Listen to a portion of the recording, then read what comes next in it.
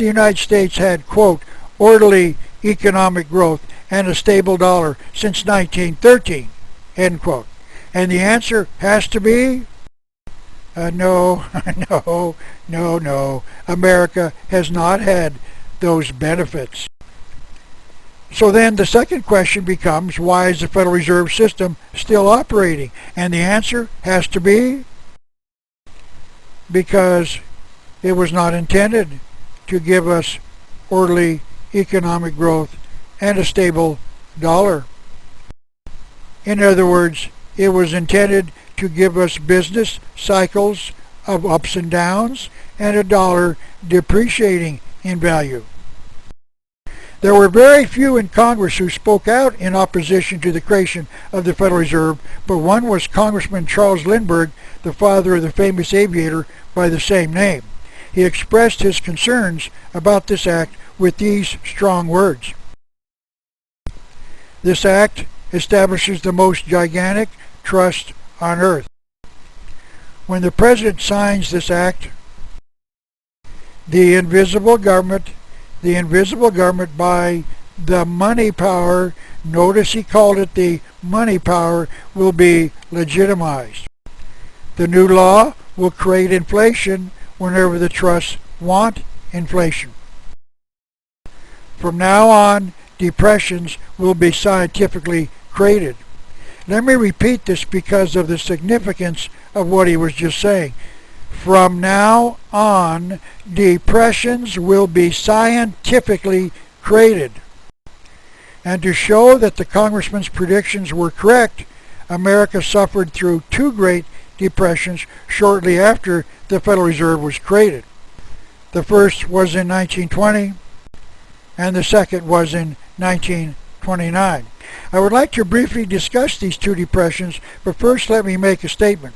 Just to save time with some lengthy definitions of both economic words, let me just say this. A depression is far more severe than a recession, and both of these depressions were severe. So let's start with the depression of 1920. This is the fall 2009 edition of a magazine called the Intercollegiate Review, called a Journal of Scholarship and Opinion. And this is an article starting on page 22 entitled Warren G. Harding and the Forgotten Depression of 1920. I would like to quote several brief paragraphs from this article because there is an important lesson contained therein. The economic situation in 1920 was grim. By that year, unemployment had jumped from 4% to nearly 12%. The gross national product had declined 17%. But in November of that year, Warren G. Harding was elected President of the United States. The article continued. In his 1920 speech accepting the Republican presidential nomination, Harding declared, "We shall strike at government borrowing which enlarged the evil, and we will attack the very high cost of government with every energy. We promise to attend to the halting of waste and extravagance. It will be an example to stimulate thrift and economy in private life." President Harding cut the government's budget nearly in half between 1920 and 1922. Tax rates were slashed for all income groups. The national debt was reduced by 1/3. And by the late summer of 1921, just a few months after he was elected, signs of recovery were already visible. The following year, unemployment was back down to 6.7% and was only 2.4% by 1923. However, not all of the news was good. The Depression of 1920 bankrupted 5,400 banks. And we've got to ask the question, who bought all of the bankrupt banks at a reduced price? Could it be those who planned the crisis? One of the little-known stories of the 1920 Depression was the fact that one of the targets of the planners was the automobile maker Henry Ford. Despite the inflation of the 1920s, Ford ordered a price cut for his automobiles. But demand was still insufficient, and a number of Ford plants had to be shut down. Rumor had it that a huge loan was being negotiated. But Ford, who thought the bankers were nothing short of vultures, was determined not to fall into their hands. Bankers lined up to offer their help in return for his surrender of independence. When large corporations borrow money from the big bankers, the bankers make certain that their officers sit on the board of directors of the borrowing company. They want to make certain the loan is not squandered by the unwise decisions of the company's officers. And it is the board of directors, meaning the bankers, who run the business. This is what Mr. Ford feared. Now back to the discussion of Mr. Ford. The game was clear to him. One representative of a Morgan-controlled bank came forward with the plan to save Ford. Ford saved his company by turning to his dealers, to whom he now shipped his cars in spite of the slowness of the market. Ford sent his cars to the dealers without cost to the dealer. Until they sold the car, then they would have to pay for it. Demand grew, and the plants were reopened. Ford had outsmarted the bankers who had planned the Depression, in part to force him into borrowing money to keep his Ford Motor Company in business. He didn't succumb to the pressure, and he saved his business. Well done, Henry Ford. Let me now return to the Depression of 1920. Notice this. These actions taken by President Harding solved the Depression in about a year, maybe two. But as of July 2011, America is in a recession not as severe as a depression. And President Barack Obama is doing exactly the opposite of what President Harding did. And there's no relief of the recession. In nearly 2.5 years, the end of the recession even isn't foreseeable in the near future. One can only wonder why President Obama is not following the successful record of President Harding, and the answer is Barack Obama does not want to end the recession. And the reason Barack Obama does not want to end the recession is because the Federal Reserve does not want him to. This recession is all about debauching the currency for the reasons detailed by John Maynard Keynes. Now let me proceed with a brief discussion of the crash of 1929, where billions were lost in a new stock market crash. When I was researching my book in the mid-1980s, I'm not quite that old yet, mid-1980s, I looked for explanations as to what might have caused the crash of 1929. I found this book, amongst others, entitled The Great Crash 1929 by John Kenneth Galbraith, and I read it. Mr. Galbraith was described as a Keynesian, meaning Mr. Keynes was his hero, and that he, meaning Galbraith, was a leading proponent of 20th century political liberalism. He served in the administrations of President Franklin Roosevelt, Harry Truman, John Kennedy, and Lyndon Johnson, all of whom were also leading proponents of 20th century political liberalism. And these are his conclusions about the cause of the Great Crash of 1929 from pages 432 and 172. No, I shouldn't be laughing. This is one of our great economists saying this, so this obviously must be a truth. No one was responsible for the Great Crash. There was none who caused it. Although I got to give him credit, he does admit this. The Federal Reserve Board was a body of startling incompetence.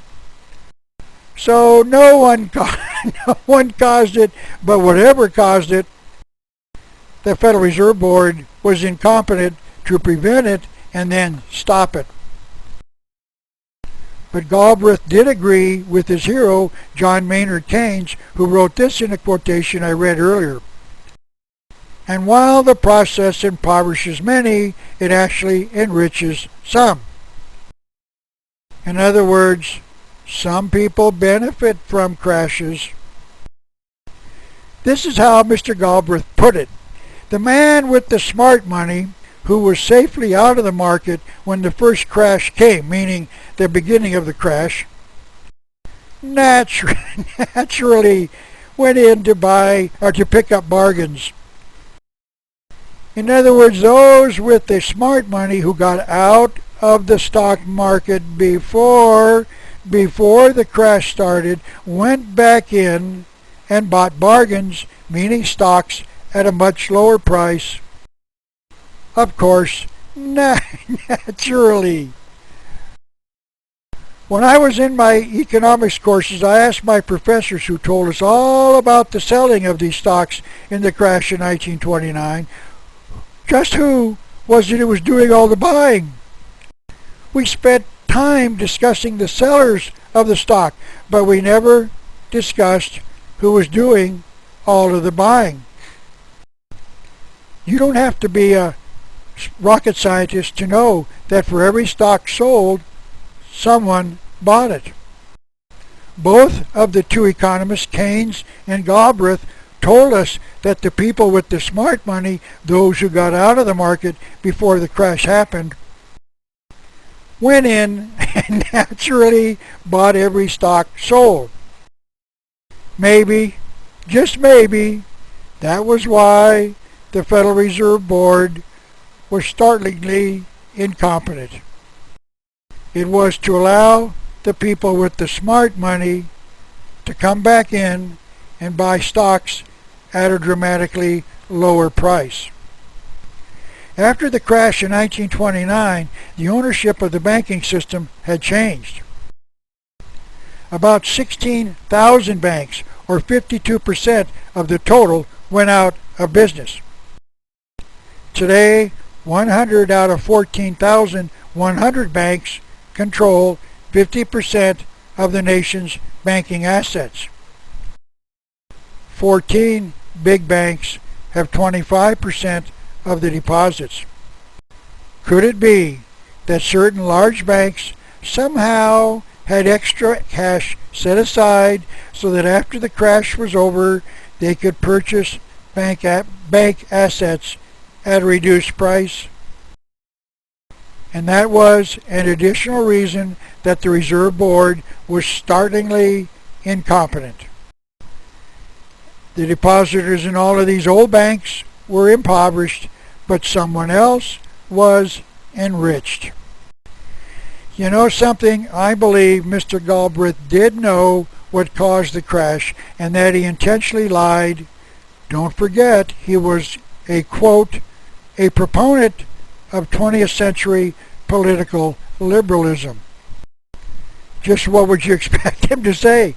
The stock market crash was planned by the Federal Reserve? I somehow don't think he would say that. But I want to make it clear. I found the evidence that the Federal Reserve did plan both of these depressions, and I provided that evidence in far more detail in my book. And I would like to now briefly discuss the evidence that the Depression of 1929 was the result of the planning by the Reserve Board. First of all, I'm going to round the figures I will present just to make it a little easier to understand. It all started after the Depression of 1920. The Federal Reserve had $34 billion of money in circulation in June of 1920, and they decreased it to $32 billion in June of 1921, and they started increasing it to $33 billion in June of 1922, to $36 billion in 1923, to $38 billion in 1924, to $42 billion in 1925, to $43 billion in 1926, to $45 billion in 1927, and then to a high of $46 billion in June of 1920. The Federal Reserve then leveled it off to the same $46 billion in June of 1929. They had increased the money supply by 44% from June of 1921 to June of 1929. Now this is how the media contributed to the Depression of 1929. They were convincing the public to invest in the stock market where you could become as rich as John D. Rockefeller, perhaps this nation's wealthiest businessman. This was what they were doing with the extra money that they had increased the money supply by. So you heard that you buy stocks with the assistance of a stockbroker, so you call and make an appointment. You tell him that you have $100 that you want to invest in purchasing stock, and you want to buy one share of Epperson popsicle stick makers. You tell the broker that I recommended this company because it was an Epperson who invented the popsicle. And by the way, that story's true. And you want to share in the good fortunes of the Epperson family. The stockbroker then explains that stock market tycoons such as yourself have to get familiar with the language. Tycoons always refer to a stock by the first two words of the name. So you call your stock Epperson Popsicle. He goes on to explain how the system works. You invest $100 in Epperson Popsicle, and if the stock goes up just 10% to $110, you'll make a 10% profit. And you start thinking how easy this is.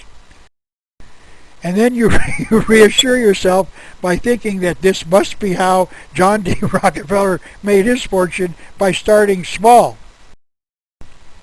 Then the stockbroker tells you that the banks are allowing tycoons such as yourself to borrow money to buy stocks. It is called buying on margin. He then explains what that means. You will still invest your $100, but since the margin is 10%, you can borrow $900 and invest a total of $1,000 to buy 10 shares at $100 apiece. Then if your shares go up 10% to a total of $1,100, you'll make a $100 profit,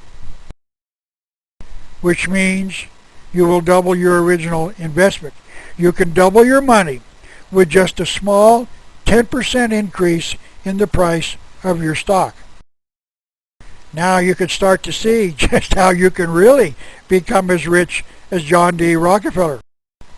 So you agree and purchase 10 shares for a total of $1,000.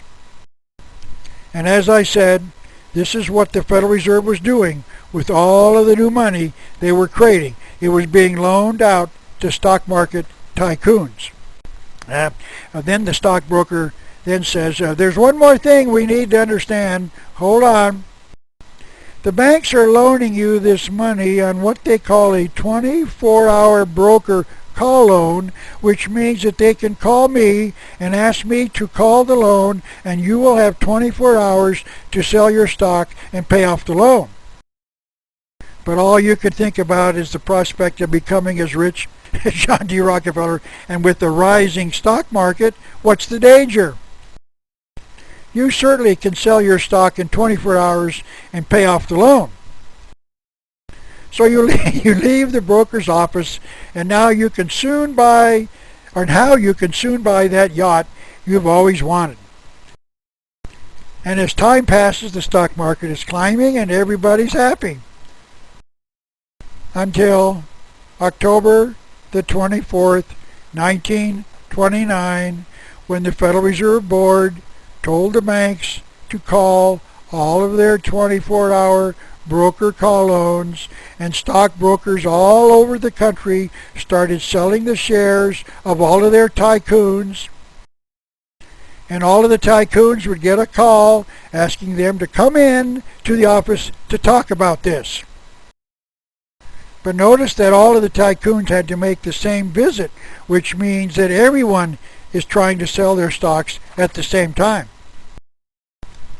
And when that happened, the stock market started dropping rapidly.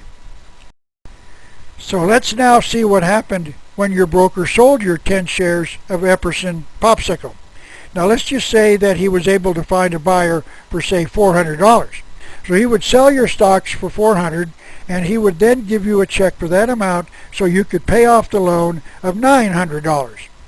But notice this, you owe the bank a total of $900, and now you have only $400, which means you still owe $500. The stockbroker would then say, how are you going to come up with the additional $500? And you would say, gee, this is all you could get for my 10 shares. I'm really sorry, but the stock market's down, and I understand that's the best you could do. The stockbroker will express his deep concern and then repeat his question. How are you going to come up with the additional $500? You will say that you did not cause the drop in the stock market, and that you were diligent in coming in within the 24-hour period just as soon as you got your phone call.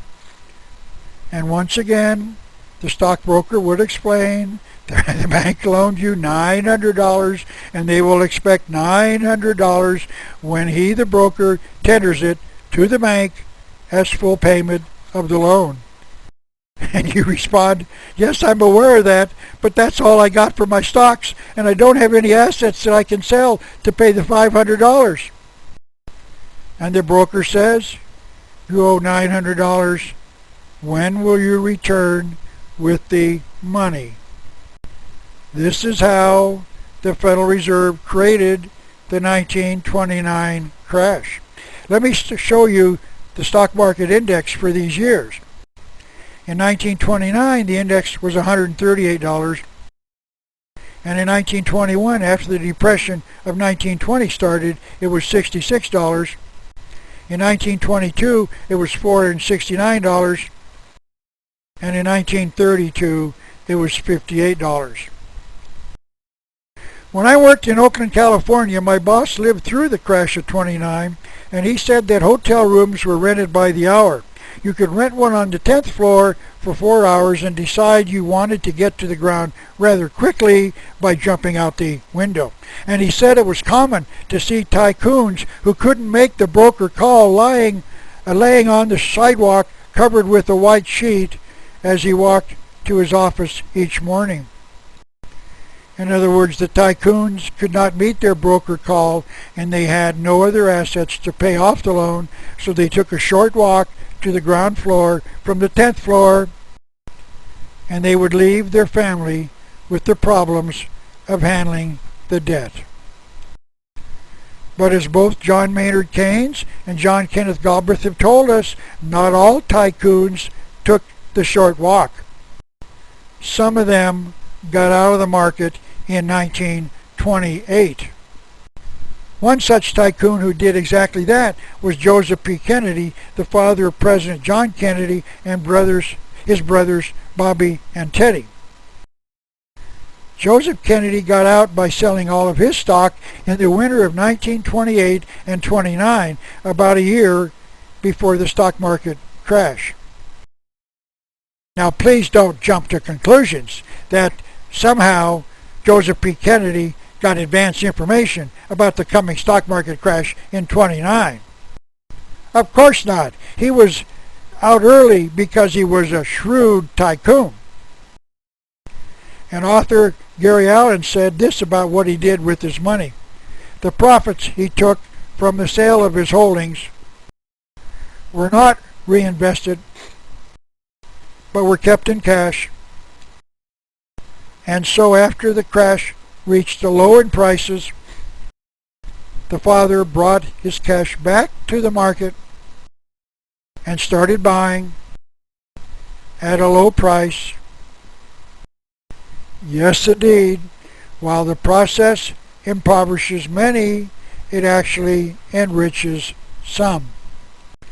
Let me now add the comments made by Congressman Lewis McFadden, chairman of the House Committee on Banking from 1920 to 1931, meeting the times of both of these depressions. These are his comments made after the crash of 1929. We have in this country one of the most corrupt institutions the world has ever seen. I refer to the Federal Reserve Board of the Federal Reserve Banks. When the Federal Reserve Act was passed, the people of these United States did not perceive that a world system was being set up. A superstate controlled by the international bankers, acting together to enslave the world for their own pleasure. The Fed has usurped the government. It controls everything here, and it controls all of our foreign relations. It makes and breaks governments plural at. I charge them with the crime of having treasonably conspired and acting against the peace and security of the United States, and with having conspired to destroy constitutional government. Some people think the Federal Reserve Banks are United States institutions. They are not. They are private credit monopolies which prey upon the people of the United States for the benefit of themselves and their foreign customers. The Federal Reserve Banks are the agents of the foreign central banks. He further amplified his remarks with this comment that the cause of the depression was not an accident. It was a carefully contrived occurrence. The international bankers sought to bring about a condition of despair here so that they might emerge as the rulers of us all. And during that speech on May the 23rd, 1933, the congressman brought impeachment charges against the Federal Reserve Board with this comment: I charge them with having taken $80 billion from the United States government in the year 1928. The Federal Reserve Board was not impeached, but history, to my knowledge, has never answered the question as to why they were not. And Congress has ignored these and other warnings for well over 200 years, all to the detriment of the American people. This last statement of the congressman was confirmed by Dr. Carroll Quigley in his book entitled Tragedy and Hope, published in 1966. By the way, Dr. Quigley was Bill Clinton's professor at Georgetown University from 1964 to 1968, and we know that Quigley's book was required reading for Quigley's courses. We know that Mr. Clinton praised Dr. Quigley during a live, nationally televised speech he gave on the night of July 16, 1992. That means that what Quigley believed in, Clinton believes in. Now this is what Bill Clinton read in Quigley's book. The powers of financial capitalism had another far-reaching aim. Nothing less than to create a world system of financial control in private hands, able to dominate the political system of each country and the economy of the world as a whole. This system was to be controlled by the central banks of the world, acting in concert by secret agreements arrived at in frequent private meetings and conferences. And this confirms why the American people do not know much about the Federal Reserve. It is because they operate in secrecy, because they're not controlled by the U.S. government. They're controlled by the central banks of the world acting in concert. The Federal Reserve stands convicted by the evidence. But it is important at this point to discuss other things that Dr. Quigley taught Bill Clinton. He wrote that the financial element was controlled by a much larger and more powerful group that he called an international Anglophile network. The word Anglophile means that this network is primarily English. This is what he wrote on page 950 of his book. There does exist, and has existed for a generation, an international Anglophile network. So that means that the banks are controlled by an international network out to control the world through the central banks. And that this network controls the elections for the presidency in the United States. This is what Quigley wrote on page 73. The network's expected to control both political parties equally. Some of them intended to contribute to both in order to conceal their own influence and allow the electorate to believe they were exercising their own free choice. Notice what Dr. Quigley thinks of the American voter. He believes that we're too stupid to see how they control both candidates for president equally. That means that no matter who we elect, that candidate was a supporter of this international network. And one of the ways this network controls the two political parties is through an organization known as the Council on Foreign Relations, created by the network in 1921. Dr. Krieger reported on page 950, this organization has played a very significant role in the history of the United States. And to show us that Bill Clinton learned his lessons well from Dr. Quigley, Bill Clinton joined the Council on Foreign Relations in 1988.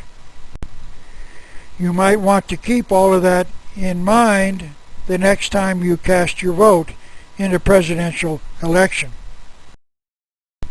Now let's go back to the subject directly. There are those in power who do not even agree that the Federal Reserve controls the money supply.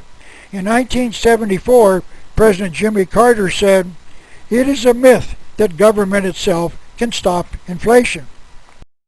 Excuse me, Jimmy baby, but you're wrong. The government itself, meaning the Congress, created the Federal Reserve. The Congress itself can revoke it. That means the government can stop inflation. But there's a reason that Jimmy doesn't believe the government causes inflation. He appointed Alfred E. Kahn as an advisor on inflation, and this is what Mr. Kahn's view on what caused it. The desire of each group with power to improve its economic situation is, after all, what the problem of inflation is.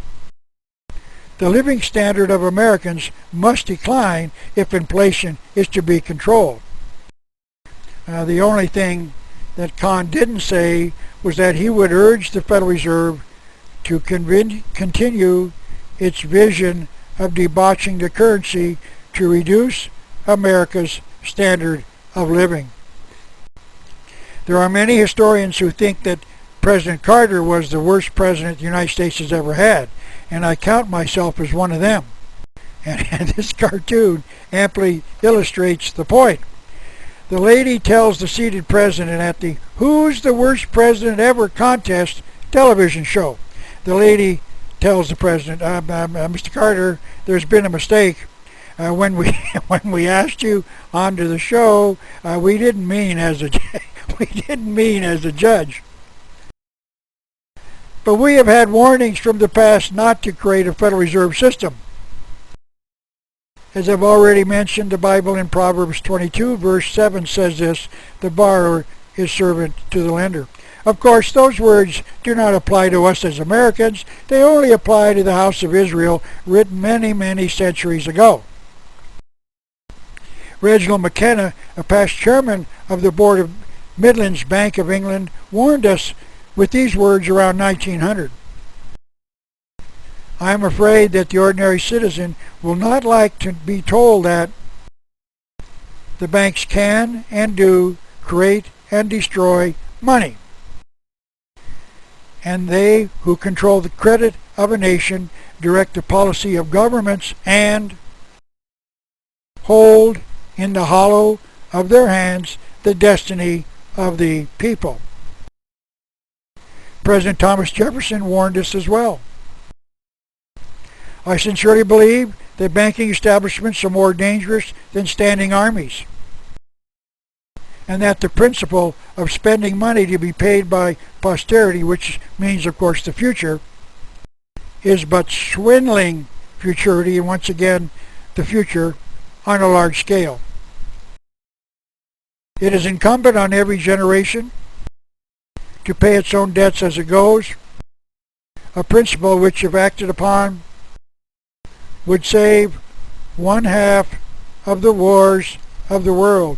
Now, this is an extremely important quotation. President Jefferson was telling us that bankers create wars which are very costly, and that they can get government to borrow the money from the bankers to finance them. And then the bankers can loan the money to the government at interest, which means they can create money out of nothing and make a profit on the money that they've created. President Abraham Lincoln also warned us about what he called the money power. The money power preys upon a nation in times of peace and conspires against it in times of adversity. The money power will endeavor to work upon the people until the wealth is aggregated in a few hands and the republic is destroyed. Sir Josiah Stamp, a past president of the Bank of England, said this: if you want to remain the slaves of the people and to pay the costs of your own slavery, let them continue to create money and control the nation's credit. President James Garfield was quoted as saying, whoever controls the volume of money in any country is absolute master of all industry and commerce.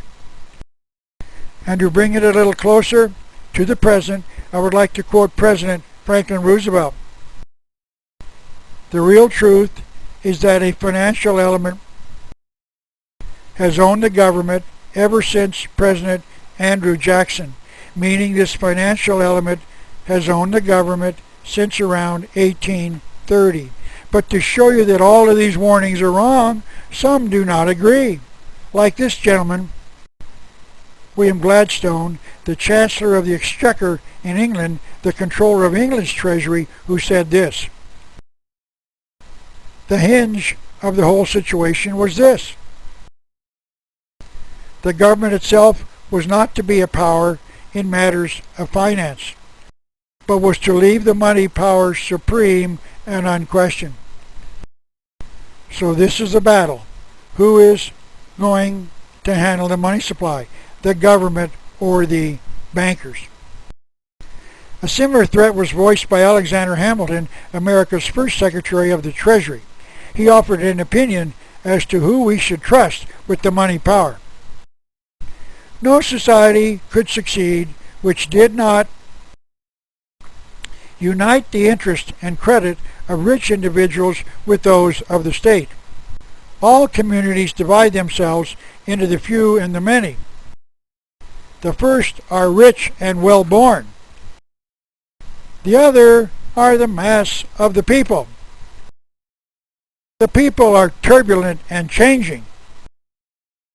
They seldom judge or determine right.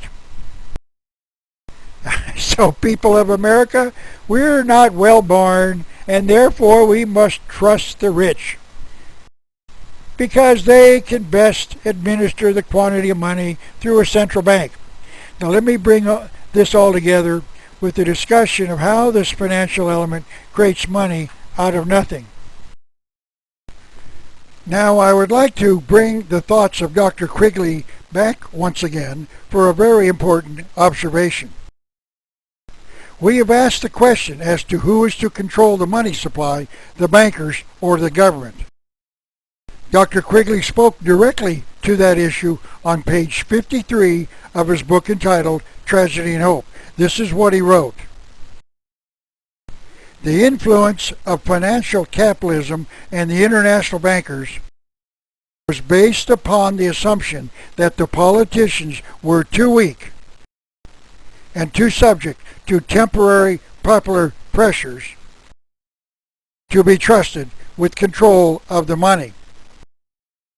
Accordingly, the soundness of money must be protected by allowing the bankers to control the supply of money.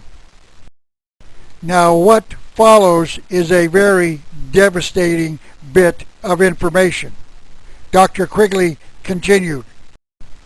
To do this, meaning allow the bankers to control the money supply, it was necessary to conceal or even to mislead both governments and people about the nature of money.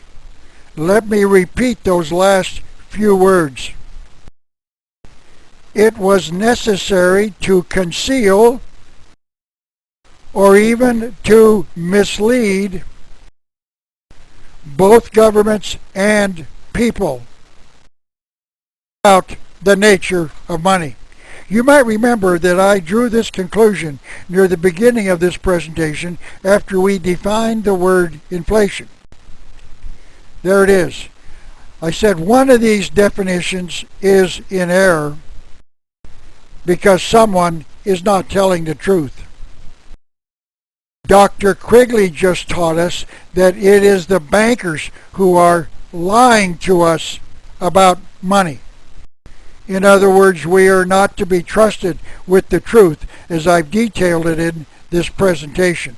Let me conclude this thought with this one sentence. We are being lied to by the international bankers who are lying to conceal their crimes against us. And I've tried to document that fact for all to see. This will be a brief, simplified illustration, hopefully just to keep it easy to understand. There are three principles in this illustration: the President of the United States, the Federal Reserve, and the Treasury Department. The process starts when the President requests that each of the departments of the government submit their budget for the next fiscal year. And let's just say that it totals in round figures $4 trillion. He then asks the Internal Revenue Service to submit an estimate of the amount of taxes to be collected during the next fiscal year, and let's say that totals $3 trillion. That means there will be a deficit of $1 trillion. Now let's just assume the President doesn't know what to do. He goes to one of his advisors and tells him who advises him, the advisor advises him to call the Federal Reserve, and they will get the money that he needs to balance the budget. So the President calls the Federal Reserve and asks them for $1 trillion. The Federal Reserve responds that they will be happy to get him the money. The President authorizes the process. The Federal Reserve then calls the Treasury Department and asks them to print up $1 trillion in small denomination bills.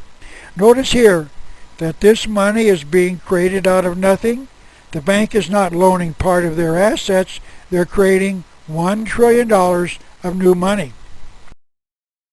The Treasury then calls the Federal Reserve when the money is ready. The Federal Reserve then calls the President and tells him the money is ready. The president then tells them to deliver it, and they will deposit it into the federal government's account in the Federal Reserve. The Federal Reserve then says they want some evidence of the transfer of the money since they are loaning the money to the government. And the president says, wait a minute, what's this about loaning? You're the Federal Reserve, and I'm the federal government, and you're the Federal Reserve, meaning you're a branch of the government. I'm the president, and I need $1 trillion to balance the budget, and I'm told you can arrange for me to get that amount. And so the Federal Reserve responds by saying, you're slightly misinformed there, Mr. President.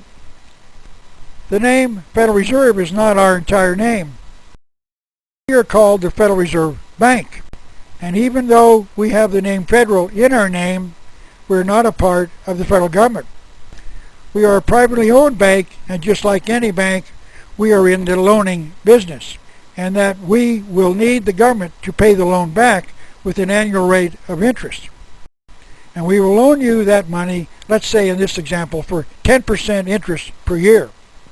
And the reason we need to charge interest is because we're a bank, and just like any bank, we have bills to pay.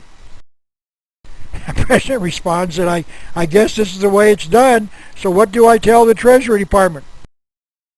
And the Federal Reserve responds, tell them to print up $1 trillion worth of bonds at an annual rate of 10%. So the president calls the Treasury Department and asks them to print up bonds at a 10% annual interest rate. The Treasury Department calls the president when the bonds are ready. And the president then calls the Federal Reserve and tells them the bonds are ready. The Federal Reserve tells the president to have the bonds delivered, and in exchange they will deliver the money to him. And the next day, the trucks with their cargoes pass on the highway, and when they get to their destination, they make the delivery, and everybody's happy.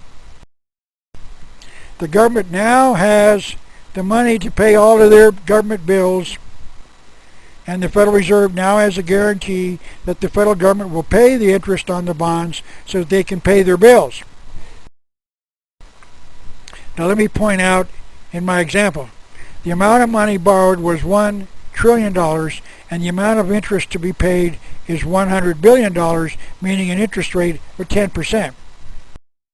And oh yes, I failed to mention that bonds are issued for a certain period of years, which means that the government will pay $100 billion a year for, let's say, 20 years. That means the total interest paid will be $2 trillion during the 20-year term.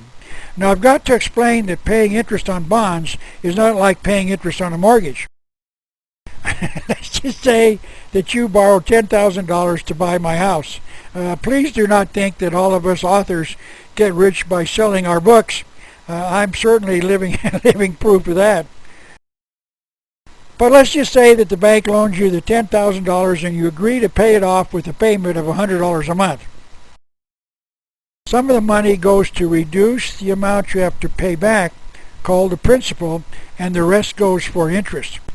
That means that for each $100 payment you make, it reduces the amount of interest you pay each month and increases the amount applied to the principal. And notice this, under our example, the government pays the same interest each year, and there's no reduction in the amount of interest applied as they make their next payment. The government pays $100 billion